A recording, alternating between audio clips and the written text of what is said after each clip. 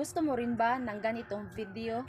Kung gusto mong matutunan kung paano gawin ang ganitong video, sundan mo lang ang tutorial hanggang sa dulo.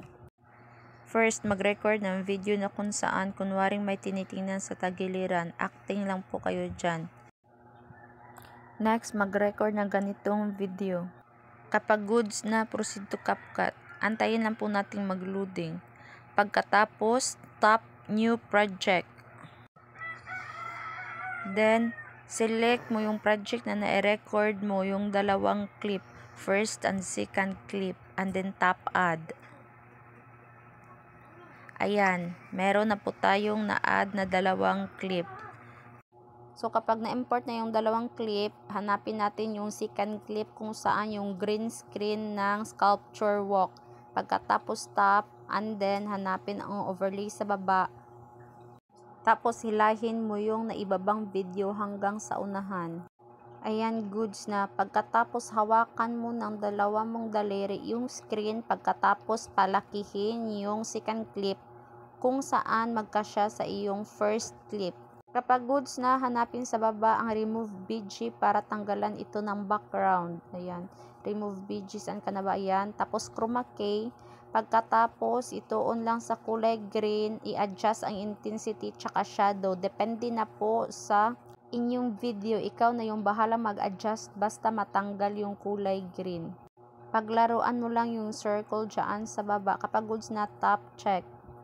Ayan, may kulay green pa, diba? So, hindi pa siya okay yung sa akin. Depende po kasi sa lighting ng ating video. Kaya, adjust natin ulit. Hanapin yung adjust. Adjust, saan ka na ba nagtago? Magpakita ka na. Ayan, adjust. Pagkatapos, hanapin ang HSL or sharpen. HSL. And then, yung green, tap green.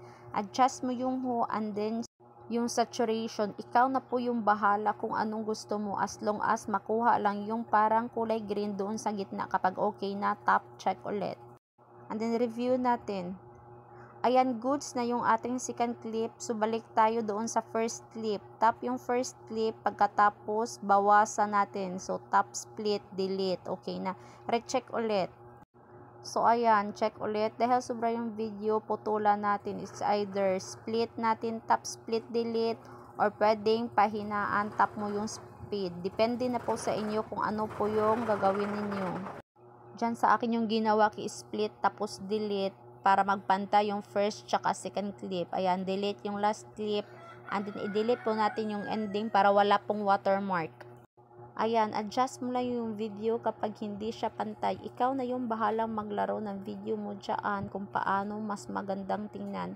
Pwedeng palakihin yung sculpture walk, pwede ding paliitin. Ayan, dahil may nakakulay black as you can see, so adjust natin yung sa taas o first clip. Ikaw na yung bahalang magtansya. Kapag goods na, tap sa taas, tapos adjust natin yung frame rate sa 50. Dapat naka 180. Kapag goods na, tap yung arrow up, then export.